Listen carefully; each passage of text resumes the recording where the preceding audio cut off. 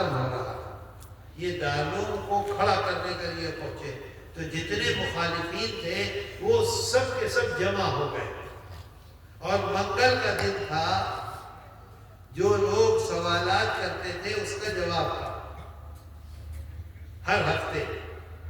یہ بڑے بڑے علماء اس قدر خطرناک قسم کا سوال لکھ کر، اور ایک جگہ متعین تھی ڈیسک پر، یہ بیٹھنے کا طریقہ ہے،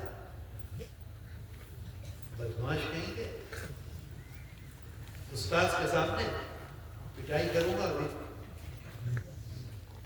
یہ جو ڈیسک ہے، ہر آدمی اس کے اوپر لا کر اپنی پرچی رکھتا رہتا تھا، اس کو حضرت دیکھتے نہیں تھے، پرچی ایک جگہ تھی وہاں رکھتے تھے۔ منگل کے دن سبق نہیں پڑھاتے تھے، ایسے اٹھاتے تھے پرچی، جو سب سے نیچے پرچی ہوتی تھی وہ سب سے اوپر، پھر زور سے پڑھتے تھے پرچی کو، اور اسی وقت اس کا جواب دیتے تھے۔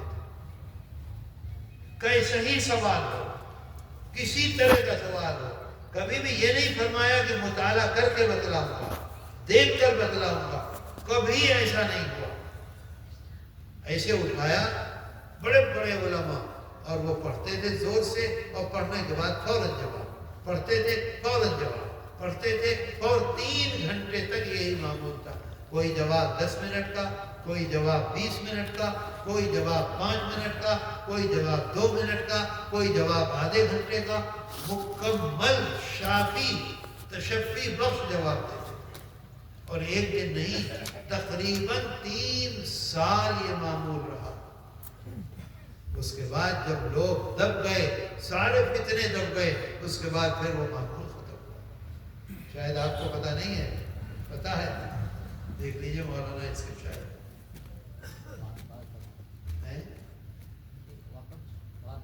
بار بار پڑھا۔ تو میرے دوستو، کیا کمال تھا ان کے اندر؟ ان کے اندر کمال یہ تھا کہ حضرت محمد صلی اللہ علیہ وسلم کی زندگی کو پکڑ رکھا تھا۔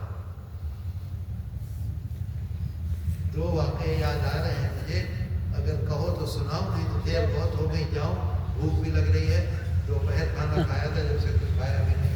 بتاؤ، سناؤ، عمل کرو گے؟ انشاءاللہ انشاءاللہ۔ ایک تھے مولانا شمس الدین قاسمی، ڈھاکہ میں، انتقال ہو گیا، میرا خیال یہ ہے کہ 25 سال ہو گئے، بہت آئے ہمارے پاس، آئے بہت دیکھا۔ سب سے پہلا ڈھاکہ میں، ڈھاکہ جو تھا وہ تو مسلم لیگ کا گڑھ تھا، دیوبند کے اکابر، جمعیت علماء اور جمعیت علماء کے اکابر کے دشمن تھے سب کے سب۔ تو پاکستان بننے کے بعد جو ہمارے لوگ تھے اور وہاں پاکستان چلے گئے تھے، انہوں نے سب سے پہلا مدرسہ ڈھاکہ میں بنایا، میرپور میں، عرض آباد ایک جگہ ہے، وہاں جامعہ حسینیہ، پہلا مدرسہ۔ اور اس مدرسے کو بنا کر مولانا شمس الدین قاسمی کو اس کا محتمل بنا دیا۔ اتنی بات آئی سمجھ میں؟ اس کے بعد یہ ہوا کہ حالات بدلے اور پاکستان سے بنگلہ دیش الگ ہوا، تو جب جنگ ہو رہی تھی تو کسی کو بھی فوجی پکڑ کر لے جاتے تھے، اور پکڑ کر لے جا کے فوجی اس میں عدالت میں کھڑا کر دیتے تھے، اور عدالت میں کھڑا کر کے آرڈر دیتے تھے گولی کا، اور گولی مار دی جاتی تھی باہر لے جا کے۔ تو 10 12 ججز بیٹھے رہتے تھے فوجی، اور ان کے سامنے پکڑ کے لاتے تھے فوجی، کیا ہے؟ اور پوچھا، چلو شوٹ کر دو، باہر لے جاؤ۔ اب یہاں جو لوگ کھڑے ہیں وہ سنتے رہتے تھے، گولی چلی اور مر گیا۔ مولانا شمس الدین قاسمی کو بھی فوج پکڑ کر لے گئی، اور ان کو بھی لے جا کے ایک جج کے سامنے کھڑا کر دیا، اور کہا کہ یہ غدار ہے، اور یہ پاکستان کا مخالف ہے، اور بنگالی ہے، اور بنگلہ دیش کا حامی ہے، اور یہ ہے، اور یہ ہے، اور یہ ہے، یعنی مکمل اسے شوٹ کرو۔ تو مولانا شمس الدین سے اس نے پوچھا، مولانا شمس الدین نے بہت زور سے اپنا دفاع کیا، تفصیل بتلائی۔ وہ جو جج تھا وہ قلم کو لے کر، اور قلم اپنے ایسے دبا کر سنتا رہا ان کی بات، سنتا رہا، مولانا شمس الدین دوسرے لوگ آرڈر دے رہے ہیں مارنے کا، باہر لے جا کے گولی مر رہی، یہ کوئی ڈر نہیں، خوف نہیں، اسی سختی سے بول رہے ہیں۔ تقریباً 25 منٹ یا 35 منٹ کے بعد وہ پہلی دفعہ بولا اور ایک دم بولا مولانا شمس الدین سے کہ یہ بتاؤ کہ حضرت مدنی سے تمہارا کیا تعلق ہے؟ سمجھے بات؟ حضرت مدنی نور اللہ مرقدہ سے تمہارا کیا تعلق ہے؟ مولانا شمس الدین بھی گھبرا گئے کہ بھئی یہ تو کہاں تو بولی اور کہاں یہ پوچھ رہا ہے اس سے حضرت مدنی سے کیا تعلق ہے؟ انہوں نے پھر اس کی تفصیل بتلائی اور یہ کہا کہ میں نے یہاں مدرسہ قائم کیا سب لوگوں نے، میں اس کا مرتبی ہوں۔ اس نے فوجیوں کو بلایا اور کہا کہ ان کو انتہائی احترام سے لے جاؤ اور پہنچاؤ۔ تو انہوں نے کہا کیا بات ہے؟ کہا کہ میرے والد، وہ فوجی تھا پشاور کا، کہنے لگا میرے والد حضرت مدنی نور اللہ مرقدہ کے شاگرد تھے، دیوبند میں انہوں نے پڑھا تھا، میرے گھر میں ہر وقت حضرت مدنی کا ذکر، ان کے مجاہدانہ کارنامے، کسی سے نہ ڈرنا، اور ان کی زندگی صحابہ جیسی، اور ان کی زندگی حضرت محمد صلی اللہ علیہ وسلم کی سیرت مبارک کے مطابق۔ میں اتنے دن سے یہاں ہوں، بڑے بڑے لوگوں کو لاتے ہیں، میں کچھ پوچھتا ہوں تو وہ کھڑے نہیں ہو پاتے، دو آدمی ادھر سے پکڑ کے دو آدمی ادھر سے پکڑ کے انہیں لے جاتے ہیں اور گولی ماری جاتی ہے، اور تم اتنے نڈر، تم پر کوئی ڈر نہیں، کوئی خوف نہیں، اور تم کھڑے ہو کر اس طرح سے مجھ سے بات کر رہے ہو۔ میرے دل نے یہ کہا کہ اس طرح سے بے جھجک بغیر ڈرے زندگی کا کوئی اسے خوف نہیں، وہی کر سکتا ہے جس کا حضرت مدنی سے تعلق ہو، دوسرا کوئی آدمی نہیں بول سکتا۔ سبحان اللہ۔ آج بھی وہ ہمارا مرکز ہے، میں جاتا ہوں، وہی مدرسہ پورے بنگلہ دیش میں پروگرام بناتا ہے۔ ابھی آیا ہوں 26 دن گزار کے، ابھی بھائی صاحب جائیں گے اسی مہینے کی 22 تاریخ کو، وہی مدرسہ بناتا ہے، اب ان کے صاحبزادے ہیں مولانا بہاؤالدین زکریا، ان کے بعد وہ کر رہے ہیں۔ تو میرے دوستو، یہ ہمارے اکابر تھے، یہ ان کی زندگی تھی۔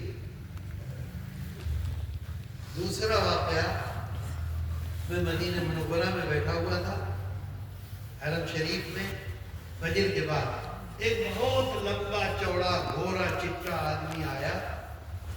چٹا سمجھتے ہو؟ نہیں سمجھتے، اردو میں بولتے ہیں گورا، بہت زیادہ گورا، کیا کہتے ہیں؟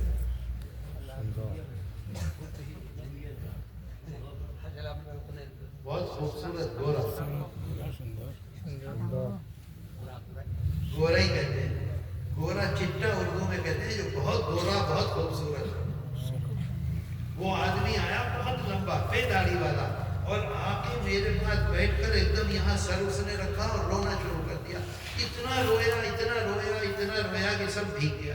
مجھے یہ انداز کہ بھئی یہ مجھے جانتا نہیں، کچھ نہیں، میں اسے نہیں جانتا، میں اسے بار بار پوچھ رہا ہوں، میں نے کہا کہ تم کیوں، میں کون ہوں یہ بتا۔ تو کہنے لگا ابا جی کا نام دے کر کہ تم ان کے لڑکے ہو۔ میں نے کہا کہ ہاں۔ بہت دیر کے بعد وہ اٹھا اور کہنے لگا کہ معاف کرنا، میں اپنے اوپر کنٹرول نہیں کر سکا، میرے باپ، میں صوبہ سرحد کا رہنے والا ہوں پاکستان کا، میرے باپ ان کے شاگرد تھے، اور گھر میں ہر وقت انہی کا ذکر کرتے تھے کہ اگر صحابہ کی زندگی دیکھنی ہو تو حضرت مدنی کی زندگی دیکھو۔ صحابہ کرام رضوان اللہ علیہم اجمعین کی زندگی،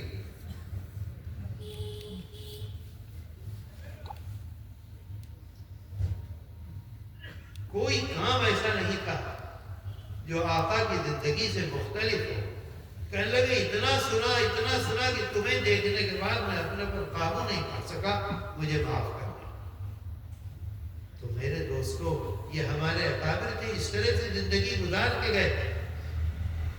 یحببکم اللہ، اللہ وعدہ کر رہا ہے تمہیں اپنا محبوب بنائے گا، صرف چاہتا یہ ہے کہ اتباع کرو میرے محبوب کی، تو میں تمہیں اپنا محبوب بناؤں گا اور تمہارے سارے گناہ معاف کر دوں گا۔ سبحان اللہ۔ سبحان اللہ سے معاف نہیں ہوں گے، اس بات کو یاد رکھو۔ سبحان اللہ بہت اونچی چیز ہے، لیکن اس وقت جو گفتگو ہو رہی ہے وہ ہو رہی ہے کہ ہمیں اپنی زندگی کیسی بنانی ہے۔ کیا ہمیں جھوٹ بولنا ہے؟ نہیں بول کیا ہمیں دھوکہ دینا ہے؟ کیا 5 روپے کے لیے ہاٹ میں جا کے بازار میں جا کے ہم دھوکہ دیں گے؟